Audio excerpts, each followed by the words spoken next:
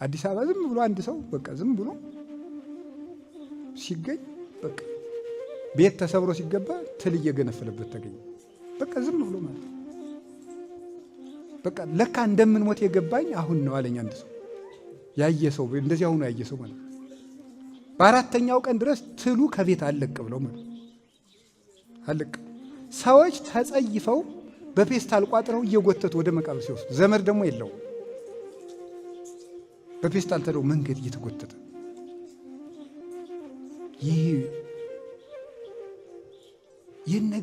የነገሌ ልጅ ብትሉት ሁላችንም እንተላለን። በቃ እንሸታለን፣ እንለወጣለን፣ እንሞታለን፣ እንበሰብሳለን። አስጸያፊዎች ነን። በተቀበርን በሶስተኛው ቀን መቃብራችን ሰው ያሳልፍ። እንደዚህ ነው። በእኛ ልባምነት ግን እንደዚህ ያለውን ስንመጥ ከነገሌ ነው የምትጋባ ከነገሌ ነው ብለን መልክ ስናወጣ መስፈርት ስንቀምር እንላለን።